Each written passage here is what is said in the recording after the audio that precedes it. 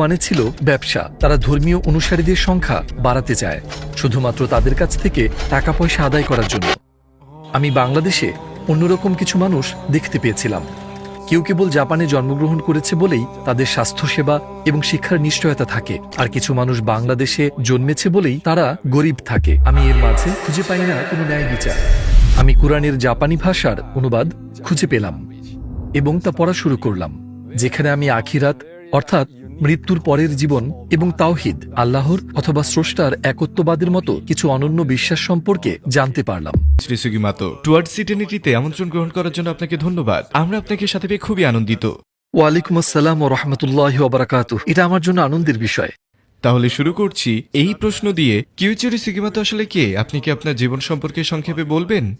আমার নাম কিউইচিরো সুগিমোতো। সুগিমোতো আমার পারিবারিক পদবি।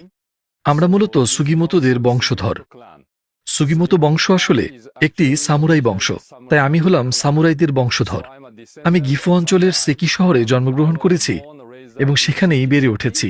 এটা জাপানের একদম মধ্যভাগে পড়ে। আর বিভিন্ন সংস্কৃতি নিয়ে গবেষণা করার জন্য পরবর্তীতে আমি বিশ্ববিদ্যালয়ে সাংস্কৃতিক নৃতত্ত্ব, কালচারাল অ্যানথ্রোপোলজি নিয়ে পড়াশোনা শুরু করি। এবং আমি যখন ইসলাম সম্পর্কে জানতে পারি তখন আমার বয়স ছিল ১৯ বছর, আর আমি ২০ বছর বয়সে ইসলাম ধর্ম গ্রহণ করি। তারপর থেকে আমি চিবা ইসলামিক সেন্টারে একজন ইমাম বা চেয়ারপারসন হিসেবে কাজ করছি। চিবা হচ্ছে টোকিওর পাশেই। আপনি মুসলিম হওয়ার আগে কি বিশ্বাস করতেন? আসলে আমি কোনো ধর্মেই বিশ্বাস করতাম না, শুধু আমার নামটাই বৌদ্ধদের মতো, কারণ আমার পরিবার বৌদ্ধ।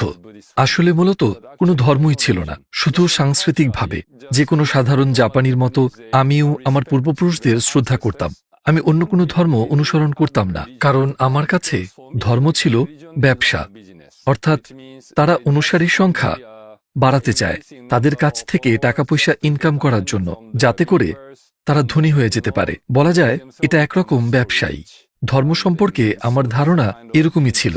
বেশিরভাগ জাপানিরাই মনে করে এই দুনিয়ায় শেষ, এরপর কোনো কিছুই আমাদের জন্য অপেক্ষা করছে না। যাই হোক, এটা স্রেফ একটা অনুমান। আপনি ইসলাম সম্পর্কে প্রথম কোথায় শুনেছেন? তো যখন আমি বিশ্ববিদ্যালয়ের একজন শিক্ষার্থী ছিলাম, বাংলাদেশের এক ছাত্রের সাথে আমার পরিচয় হয়েছিল। সে আমার দেখা প্রথম মুসলিম ছিল। সে অল্প স্বল্প জাপানি ভাষা পারত, সবার সাথে কথাবার্তা মোটামুটি চালিয়ে নেয়ার মতোই আর কি।